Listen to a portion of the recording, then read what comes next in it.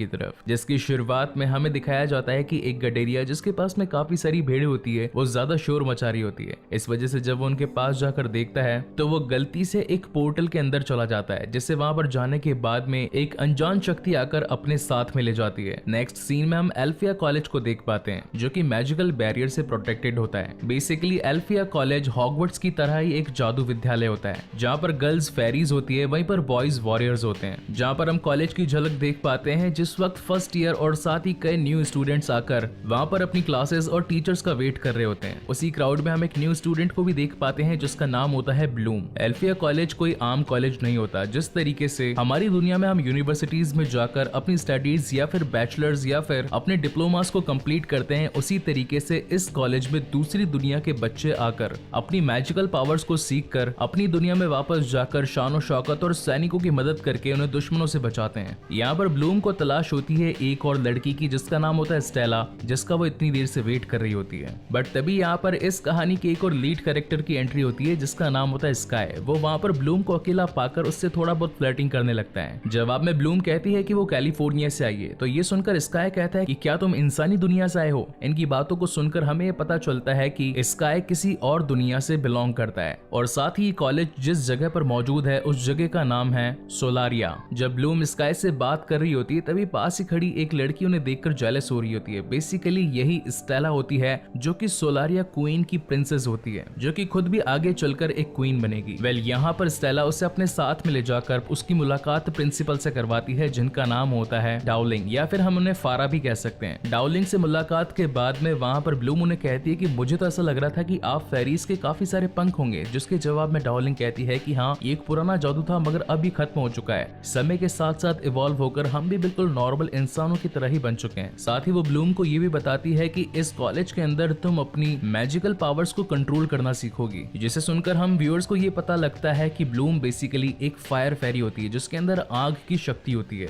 जिसके बाद में स्टेला उसे अपने रूम की ओर लेकर जाती है। रास्ते में जाते वक्त वो अपनी अमीरी का उसके सामने शौक बगाड़ने लगती है और कहती है कि मेरे हाथ में एक गेटवे रिंग है जिसकी मदद से मैं किसी भी वक्त इंसानी दुनिया और अपनी इस सोलारिया की दुनिया में कभी भी आ जा सकती हूँ। स्टेला एक्चुअली सीनियर होती है, इस वजह से वो कई बार कॉलेज से अंदर बाहर जा चुकी होती है, लेकिन स्टेला की बातों से ऐसा लगता है कि वो काफी ज्यादा एरोगेंट और काफी ज्यादा नच्चड़ी है। जिसके बाद में ब्लूम अपने रूम में जाती है जहाँ पर उसकी मुलाकात उसकी रूममेट से होती है। यहाँ पर ब्लूम अपना रूम टोटल 4 अलग अलग फेरीज के साथ में शेयर करती है, जो कि होती है टारा यानी कि अर्थ फेरी, आयशा जो कि होती है वाटर फेरी, म्यूजा माइंड फेरी, वहीं पर लास्ट में आती है स्टेला जिसके पास में पावर होती है लाइट की यानी कि लाइटनिंग फेरी। जहाँ पर ब्लूम आयशा को बताती है कि उसके पेरेंट्स को उसके फेरी होने के बारे में बिल्कुल भी नहीं पता है, मगर मिस डाउलिंग का कहना है कि शायद तुम्हारे एंसेस्टर्स यानी कि तुम्हारे पूर्वजों में से कोई भी फेरी रही हो, इस वजह से तुम्हारे अंदर उनका खून दौड़ रहा है और आज तुम एक फायर फेरी हो। उनकी बातों के बीच में स्टेला वहां पर आकर अपनी ड्रेसअप चेंज कर रही होती है, तभी चुटकी से वो लाइटनिंग का मैजिक करती है, जिसे देखकर वहां पर ब्लूम काफी ज्यादा इंप्रेस हो जाती है। तो जवाब में स्टेला कहती है कि एक अच्छे मैजिक को करने के लिए तुम्हें अपने इमोशंस पर काबू होना चाहिए, जितने ज्यादा अच्छे इमोशंस होंगे उतना ही ज्यादा अच्छा मैजिक होगा। वहीं पर सीन शिफ्ट होता है वॉरियर्स की ट्रेनिंग पर, जिन्हें की स्पेशलिस्ट भी कहा जाता है, जहाँ पर हम स्पेशलिस्ट के हेड मिस्टर सिल्वा से भी मिल सकते हैं। वेल सिल्वा नाम सुनकर तो मुझे मनी हाइस्ट के प्रोफेसर सल्वाडोर की याद आ गई। Coming back to the main story, जहाँ पर हम जान पाते हैं कि स्काई के फादर भी काफी अच्छे वॉरियर थे जिन्होंने लड़ते वक्त अपनी जान गंवा दी थी और अपने बेटे को मास्टर सिल्वा के हाथों छोड़कर वो इस दुनिया से अलविदा हो गए थे। इन सभी का मेन मकसद होता है द बर्न्ड वन, यानी कि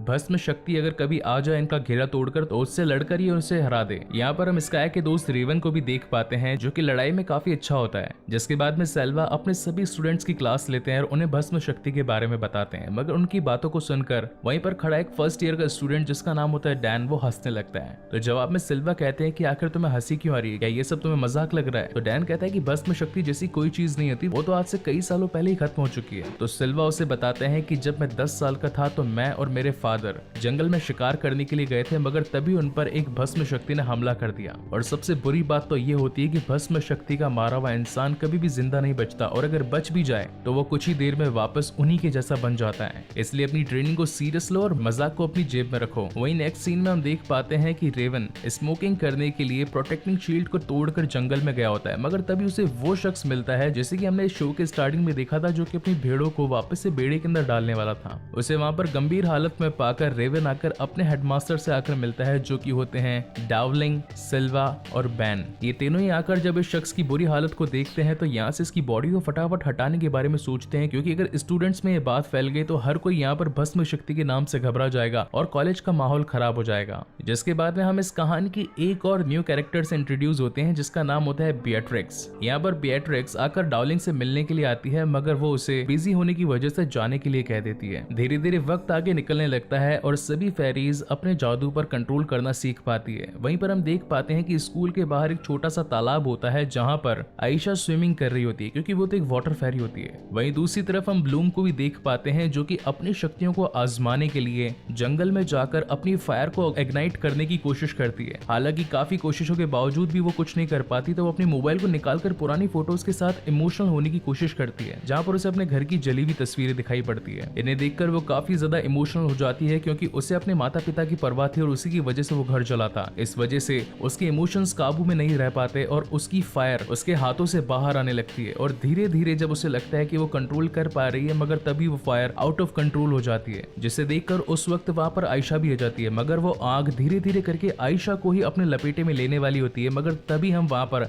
आयशा की पावर को देख पाते हैं जो कि जमीन पर हाथ रखकर जड़ों में से पानी को निकालकर उसकी आग को वहीं पर बुझा देती है। जिसके बाद में सारी सिचुएशन अंडर कंट्रोल आ जाती है और फिर वो दोनों वापस से अपनी कॉलेज के लिए निकल जाते हैं। रास्ते में उससे आयशा पूछती है कि आखिर तुम्हारे अंदर इतना गुस्सा आया कहां से, क्या ये तुम्हें अपने माँ बाप से मिला? तो जवाब में ब्लूम कहती है कि मेरे पिता तो आम इंसान है, उनके अंदर कोई भी मैजिक नहीं है। जिसे सुनकर आयशा कहती है कि ऐसा पॉसिबल ही नहीं है, इतना तगड़ा मैजिक तो किसी सर्कुलेटिंग ब्लड में ही हो सकता है, यानी कि वो इंसान जो इस वक्त भी जिंदा हो तुम्हारी पीढ़ी का, तभी तुम्हारे पास में इतनी पावर्स आ सकती है, अदरवाइज आम इंसानों के बच्चों के अंदर इतनी शक्तियां नहीं होती है। तो जवाब में ब्लूम कहती है कि ऐसा तुम कैसे कह सकती हो कि मैं किसी और की बेटी हूँ, मुझे तो खुद मेरे माता पिता ने मेरी जन्म की काफी सारी कहानियां सुनाई हैं। जिसे सुनकर आयशा से कहती है कि हो सकता है कि तुम चेंजलिंग हो। अब यहाँ पर चेंजलिंग का मतलब ये होता है कि कोई फेरी आकर अपने किसी फेरी बेबी को आकर नॉर्मल बेबी से चेंज कर देती है, तो उस बेबी को चेंजलिंग बेबी कहा जाता है। जिस बात को जानकर अगेन वहां पर ब्लूम काफी ज्यादा परेशान हो जाती है और उससे तो ये लग रहा था कि वो तो अपने माँ बाप की बच्ची है, मगर अब उससे पता लग रहा है कि उसके माता पिता तो कोई और ही है। यहाँ हॉल में रेवन थोड़ी बहुत ड्रिंकिंग कर रहा होता है, जिसे डैन देख लेता है, तो रेवन आकर उसकी भी ग्लास में थोड़ी बहुत दारू डाल देता है, जिसे देखकर वहां पर टारा काफी ज्यादा गुस्सा हो जाती है और उसे अपनी अर्थ फेरी होने का नमूना दिखाती है, जिसे देखकर हर कोई वहां पर टारा से डर जाता है। जब ये सभी गर्ल्स वापस से अपने रूम में आती है तो देख पाती है कि यहाँ पर तो ब्लूम है ही नहीं, जिसे ढूंढने के बाद में तारा अपनी बाकी रूममेट से पूछती है कि यहाँ पर ब्लूम है ही नहीं, वो गई तो कहाँ गई? तो जवाब में स्टेला बताती है कि उसे अपने परिवार की काफी ज्यादा याद आ रही थी, इसलिए मैंने उसे अपनी गेटवे रिंग दे दी, जिसकी मदद से वो अपने वापस कैलिफोर्निया जाकर माता पिता से मिलकर वापस आ जाएगी। आखिर इसमें इतनी चिंता की बात क्या है? तो वहाँ पर टारा कहती है कि क्या तुम्हें पता नहीं कि गेटवे रिंग को खोलने के लिए उसका सीक्रेट डोर कब्रिस्तान में प्रोटेक्टिंग वॉल के बाहर जाकर मिलता है। वहीं पर सीन शिफ्ट होता है ब्लूम की तरफ, जो कि उस कब्रिस्तान में जाकर सीक्रेट दरवाजे के पास से निकलकर गेटवे रिंग को यूज करके डायरेक्ट कैलिफोर्निया पहुंच जाती है। हालांकि ब्लूम को तो पता था कि उसने मैजिक का इस्तेमाल किया है, मगर उसके माता पिता को तो इस वक्त भी यही लग रहा था कि हमारी बेटी इस वक्त स्विट्जरलैंड के किसी अच्छे कॉलेज में है, तो एक ही दिन में वहां से इतना जल्दी ट्रैवल करना पॉसिबल नहीं है। इसलिए ब्लूम अपने माता पिता को कॉल करके उनसे ये पूछना चाह रही होती कि क्या आप लोग ही मेरे सचमुच के माता पिता हो, मगर तभी उसे अपने मॉम का जला हुआ हाथ दिखता है और उसे वही पुरानी यादें आने लगती है कि किस तरीके से उसने अपने आप को आउट ऑफ कंट्रोल होकर पूरे घर में आग लगा दी थी और उस आग से उसके मॉम एंड डैड काफी ज्यादा घायल हो चुके थे और वो अगेन अपने माता पिता को दुख नहीं पहुंचाना चाहती थी, इसलिए वो बिना उनसे मिले चुपचाप वापस से गेटवे रिंग की मदद से एल्फिया आने की कोशिश करती है। मगर रास्ते में उसे अपने बचपन का रूम दिखाई पड़ता है जहाँ पर उसकी यादें थी, एज लाइक उसकी गुड़िया, उसकी किताबें, उसकी छोटी सी पेन और पेंसिल। तो उन सबको देखने के लिए वो वहाँ पर रुक जाती है, मगर तभी वहाँ पर भस्म शक्ति या फिर कह सकते हैं कि द बर्न्ट वन पहुंच जाता है। उसकी आहट सुनते ही ब्लूम चौकन्नी तो हो जाती है और वो छुपकर बैठती है, मगर तब तक भस्म शक्ति को उसके बारे में पता चल जाता है और वो उसके ऊपर हमला करने की कोशिश करता है। जहाँ ब्लूम उस गेटवे रिंग की मदद से वहां से भागने की कोशिश करती है, मगर जल्दबाजी में वो रिंग वहीं पर गिर जाती है। वो कैसे तैसे वहां से बचकर भागने की कोशिश करती है, मगर तब तक भस्म शक्ति उसके सामने आ चुकी होती है और तभी वहां पर एंट्री होती है डाउलिंग की, जो कि अपने मैजिक की मदद से उस भस्म शक्ति को वहीं पर रोककर ब्लूम को वहां से एल्फिया जाने के लिए कहती है। रास्ते में तब तक उसकी बाकी रूममेट्स भी पहुंच चुकी होती है, जो कि उसे अपने रूम में ले जाती है। जिसके बाद में सीन शिफ्ट होता है डाउलिंग के ऑफिस में, जहाँ एक तरफ तो हम डाउलिंग और साथ ही सिल्वा को भस्म शक्ति के बारे में बातें करते हुए देखते हैं, वहीं दूसरी तरफ हम ये भी देख पाते हैं कि स्टेला स्काई के साथ में अपने रिलेशन को लेकर काफी ज्यादा पॉजिटिव है, क्योंकि स्टेला भी एक महारानी की बेटी होती है। वहीं पर स्काई भी पुराने योद्धाओं का एक काफी अच्छा होनहार बेटा होता है। जिसके बाद में शो के एंड सीन में हम देख पाते बताते हैं कि जहां पर डाउलिंग ने भस्म शक्ति को कैद करके रखा था, वहीं पर एक अनजान लड़की पहुंचकर उसे अपनी पावर से होश में ले आती है, जो कि और कोई नहीं बल्कि वो होती है बेट्रिक्स। और इसी शानदार सस्पेंस के साथ में ये मस्त एपिसोड यहीं पर खत्म होता है। आज हम इसके सीजन 1 के एपिसोड 2 के बारे में बात करेंगे, जिसकी शुरुआत में हम डाउलिंग और साथ ही सल्वा को जंगल के उसी कोने में जाते देखते हैं, जहां पर एक रात पहले डाउलिंग ने उसी भस्म शक्ति को कैद करके रखा था। जिसके बाद में डाउलिंग उस भस्म शक्ति के दिमाग में घुसकर उससे कुछ इन्फॉर्मेशन निकालने की कोशिश करती है, मगर तब तक वो भस्म शक्ति जाग गई होती है, क्योंकि एक रात पहले उससे ऑलरेडी बेट्रिक्स ने होश में ला दिया था, जिसकी वजह से वो भस्म शक्ति डाउलिंग के ऊपर हमला भी करती है, मगर तभी सल्वा आकर उसे बचा लेता है। वहीं दूसरी ओर सीन शिफ्ट होता है एल्फिया कॉलेज में, जहां पर आयशा अगर ब्लूम को कहती है कि जल्दी तैयार हो जाओ, क्योंकि अब फर्स्ट ईयर की मैजिकल क्लासेस स्टार्ट होने वाली है। उसी वक्त वहां पर स्टेला भी स्काई के रूम से निकलकर अपनी रूममेट्स के पास में पहुंच जाती है, जिसे देखकर म्यूजा से कहती है कि कल की रात कैसी रही। जवाब में स्टेला कहती है कि या तो ये सवाल मत पूछो, और अगर पूछोगी तो फिर जिंदा नहीं बचोगी। जिसके बाद में स्टेला आकर डायरेक्ट ब्लूम से बात करती है और पूछती है कि मेरी रिंग कहां पर है। जवाब में ब्लूम कहती है कि वो रिंग तो भस्म शक्ति ने मुझसे ले ली। जिसे सुनकर तो स्टेला काफी ज्यादा परेशान हो जाती है और कहती है कि वो सोलारिया की क्वीन के द्वारा दी गई रिंग थी। अगर मॉम को पता चला कि वो रिंग मेरे पास में नहीं है तो काफी बड़ा बवाल खड़ा हो जाएगा। तुम्हें तो वो रिंग मेरे पास में लेकर आनी ही होगी, चाहे कुछ भी हो जाए। वहीं पर सीन शिफ्ट होता है बेट्रिक्स की तरफ, जो कि पहुंच चुकी होती है मिस डाउलिंग के ऑफिस में, जहां पर उसका सेक्रेटरी भी बैठा होता है। और वो उनसे कहती है कि क्या मैं आपकी कोई मदद कर सकती हूँ, मगर मिस डाउलिंग उससे कहती है कि मेरे पास में ऑलरेडी मेरा सेक्रेटरी है, जो कि मेरे सारे काम करता है। जवाब में बेट्रिक्स कहती है कि ठीक है, मैं आपकी इस बड़े वाले बॉल को निकालने में हेल्प कर देती हूँ, क्योंकि आज तो वैसे भी उसकी क्लासेस हैं। वो सेक्रेटरी और साथ ही मिस डाउलिंग शॉक में हो जाते हैं, क्योंकि उसे कैसे पता कि अब जो क्लासेस होने वाली उसके अंदर उस बड़े बॉल का काम है। जिसके बाद में सीन शिफ्ट होता है एल्फिया कॉलेज के बाहरी इलाके में, जहाँ पर हम स्टोन सर्कल को देख पाते हैं। इस वक्त फेरीज एक राउंड बनाकर बैठी होती है, जहाँ पर प्रिंसिपल डाउलिंग उस बड़े से पतीले के अंदर उन सभी को अपने अक्स को शो करने के बारे में कहती है। इसका मतलब ये था कि हर फेरी को उस पतीले में वो शक्ति दिखेगी जो कि उनके अंदर मौजूद है। जिसके बाद में एक एक फेरी आकर अपनी पावर्स को एनहेंस करने की कोशिश करती है, क्योंकि कॉलेज का मेन मकसद तो यही था कि वो फेरीज को उनकी पावर्स को कंट्रोल करना सिखाए। वेल पर्सनली कहूँ तो मुझे ये सीन काफी ज्यादा पसंद आया, और इसने तो मुझे हैरी पॉटर के गॉबलेट ऑफ फायर वाले सीन की याद दिला दी, जिसके अंदर भी एक प्याला होता है और त्रिकोणीय प्रतीक्षा में आए तीनों स्कूल्स के बच्चे एक एक करके अपने नामों को प्रतियोगिता में आते देख पाते हैं। जिसके बाद में बारी आती है ब्लूम की। वो काफी कोशिश करती है, मगर अपनी क्षमता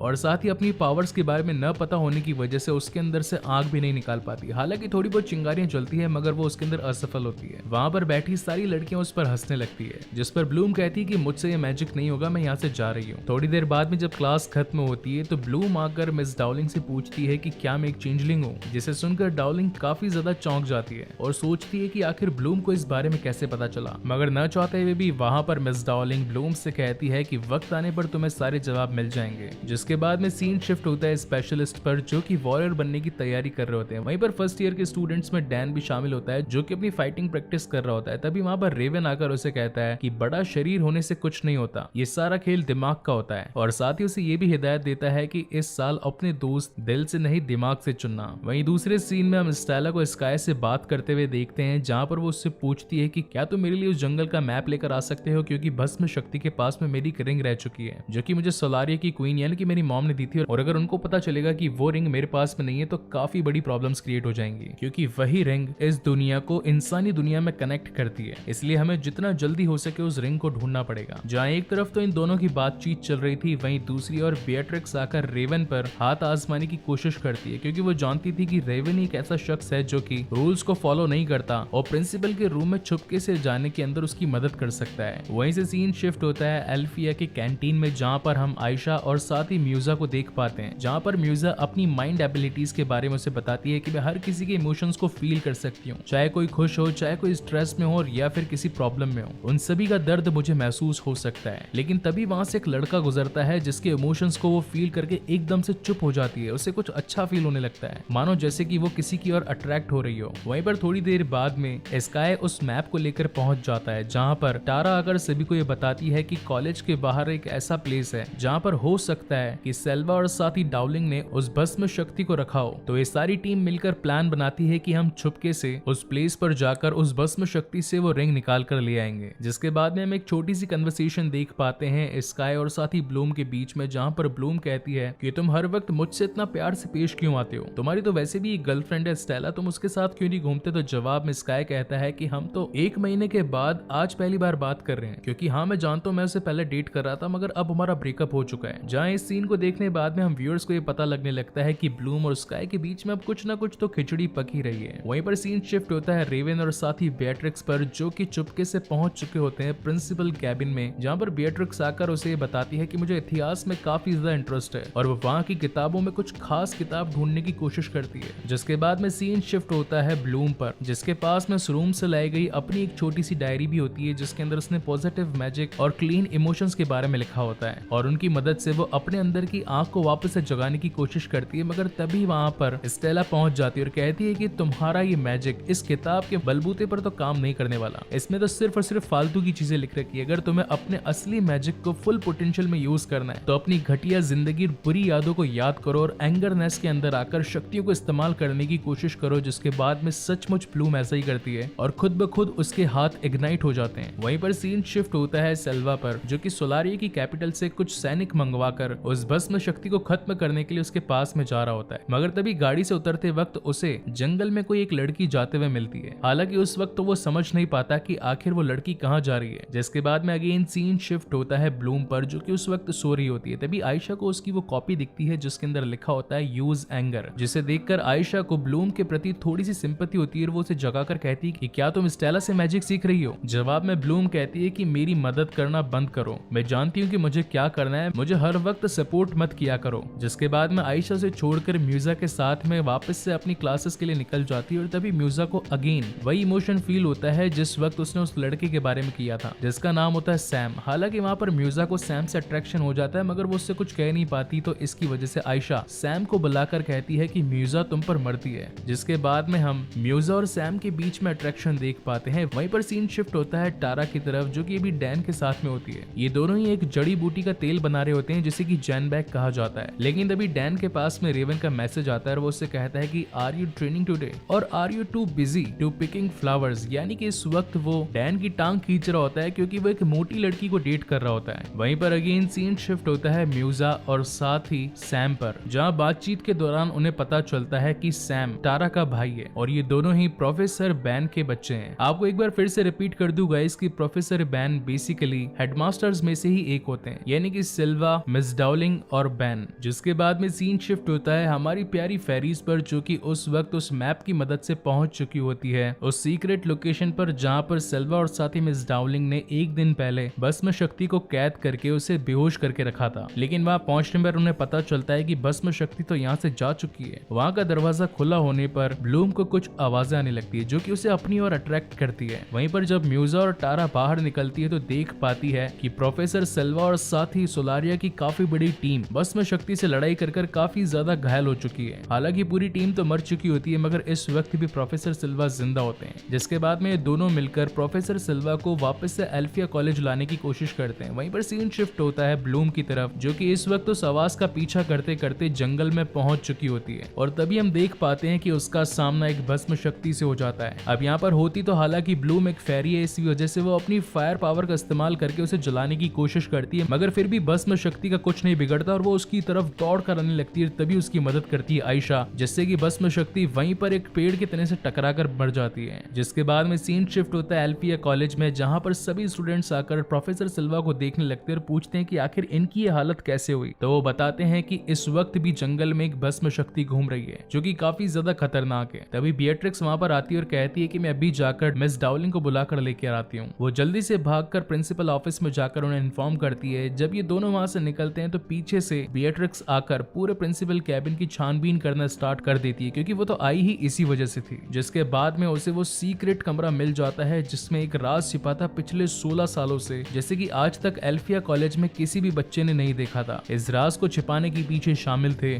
डाउलिंग, बैन और साथ ही सिल्वा। जब यहाँ पर डाउलिंग सिल्वा को देखती है तो उसे पता चलता है कि ये काम भस्म शक्ति का है और वो फटाफट से बैन को कहकर जैन पैक बनाने की तैयारी करती है। वहीं पर सीन शिफ्ट होता है उसके सेक्रेटरी पर, जो कि आकर अपने कैबिन में देख पाता है कि यहाँ बेट्रिक्स छानबीन कर रही है। जिसके जवाब में बेट्रिक्स कहती है कि तुम तो ये काम नहीं कर पाए मगर उसका ये काम मैं करूंगी। अभी उसका कौन है ये सस्पेंस तो हमें आगे के एपिसोड्स में ही क्लियर होगा। और साथ ही हमें इनकी बातों से पता चलता है कि ये दोनों ही यहाँ पर किसी एक खास काम की वजह से पहुंचे हैं। जिसके बाद में सीन शिफ्ट होता है रात में, जहाँ पर आयशा और साथ ही ब्लूम बैठकर बातें कर रही होती है, जिसमें ब्लूम आयशा को बताती है कि वहाँ पर मुझे कुछ ऐसी आवाजें आ रही थी जो कि मुझे अपनी ओर अट्रैक्ट कर रही थी। ऐसा लग रहा हो मानो कि वो भस्म शक्ति मुझे बुला रही हो। और जब मैंने अपनी पावर्स को इस्तेमाल किया तो मुझे एक विजन आया जहाँ पर उसने किसी एक लेडी को देखा। हालांकि पहले तो आयशा उसकी बातों में इंटरेस्ट नहीं ले रही थी और जैसे ही वो उसकी तरफ मुड़कर देखती है तो तब तक ब्लूम की आंखें व्हाइट हो चुकी थी, मानो किसी प्रेत आत्मा ने उसे पजेस्ट कर लिया। और इसी सस्पेंस के साथ में ये तगड़ा एपिसोड यहीं पर खत्म होता है। आज हम इसके सीजन 1 एंड एपिसोड 3 के बारे में बात करेंगे, जहाँ इसके लास्ट एपिसोड में हमने देखा कि किस तरीके से ब्लूम की आंखें व्हाइट कलर की हो चुकी थी और ऐसा लग रहा था मानो कि उसे किसी प्रेत आत्मा ने पजेस्ट कर लिया हो। वहीं पर हम देख पाते हैं कि उसे कुछ विजन्स आने लगते हैं, जिसके अंदर ही उस वक्त को महसूस कर पाती है जिस वक्त ब्लूम पैदा हुई थी। उसे हॉस्पिटल के कुछ सीन्स दिखाई पड़ते हैं और साथ ही एक औरत आकर उससे कहती है कि जिस वक्त सही समय आ जाए मुझे आकर ढूंढ लेना। इन मोहतरमा का नाम होता है मिस रोजलिन। इसी बीच आयशा आकर ब्लूम को जगाने की कोशिश करती है और फाइनली ब्लूम वापस अपने होशो हवास में आ जाती है, जिसके बाद में ब्लूम आयशा को बताती है कि जस्ट मैंने अभी उन विजन्स को देखा जो कि मेरे पैदा होने के थे। वहीं पर मैंने एक औरत को देखा जो कि अपना नाम रोजलिन बता रही थी और साथ ही उसे वो ये भी बताती है कि हो सकता है कि शायद ये वही फेरी हो जिसने ब्लूम को ह्यूमन वर्ल्ड में छोड़ा था, यानी कि वही चेंजलिंग वाला सीक्वेंस। जिसके बाद में सीन शिफ्ट होता है अगली मॉर्निंग, जहां पर ब्लूम आकर कॉलेज की सभी पुरानी फोटोज को देखने लगती है, जिसके अंदर सारे प्रोफेसर्स और सारे टीचर्स मौजूद थे। मगर फिर भी काफी ढूंढ लेने के बावजूद भी वहां पर ब्लूम को वो फेरी या फिर वो औरत नहीं मिलती जो कि उसे अपने विजन्स में आ रही थी। तो वहां पर जवाब में आयशा उससे कहती है कि जरूरी नहीं कि सारी के सारी मैजिशियंस या फिर सारी फेरियां एल्फिया कॉलेज से ही पढ़कर बाहर निकली हो। ऐसी कई सारी दुनियाएं हैं जहां पर कई सारे कॉलेजेस हैं, हो सकता है कि शायद वो किसी और कॉलेज से पास आउट हो। जिसके बाद में सीन शिफ्ट होता है वॉरियर्स स्पेशलिस्ट पर, जहां पर सभी अपनी ट्रेनिंग कर रहे थे। तभी वहां पर स्काई अपने प्रोफेसर सिल्वा को देख पाता है जो कि अभी खड़े होने तक की हालत में नहीं थे। जिसके बाद में हम स्काई और रेवन के बीच में एक कन्वर्सेशन को देख पाते हैं, जहां पर रेवन स्काई को कहने लगता है कि तुम्हारे लिए स्टेला एक सही लड़की नहीं है, क्योंकि वो तुम्हारे लिए काफी ज्यादा पॉजिटिव है और वो तुम्हारे लिए कुछ भी कर सकती है। जिसके जवाब में स्काई उससे कहता है कि हाँ मैं जानता हूँ कि वो पॉजिटिव है, मगर वो इतनी बुरी भी नहीं है। तो रिप्लाई में रेवन कहता है कि तुम ऐसा क्यों कह रहे हो, कहीं वो बिस्तर में ज्यादा अच्छी तो नहीं। उसके कहने का मतलब ये था कि हो सकता है कि स्टेला काफी अच्छा सेक्स कर पाती हो, जिसकी वजह से स्काई उसके पीछे लट्टू है। वहीं पर सीन शिफ्ट होता है एक और मैजिकल क्लास में, जहाँ पर हम मिस डाउलिंग को सभी फेरीज को अपने मैजिक पर कंट्रोल करने के बारे में सिखाती है। लेकिन यहाँ पर नोटिस करने वाली बात ये थी कि सारी फेरीज अपने जादू पर अच्छा खासा कंट्रोल कर पा सकती थी, लेकिन डाउलिंग के माइंड मैनिपुलेशन के बाद में हर किसी के अंदर कुछ ना कुछ चेंजमेंट आने लग जाते हैं, जबकि उल्टा असर ब्लूम पर होता है। वो बल्कि और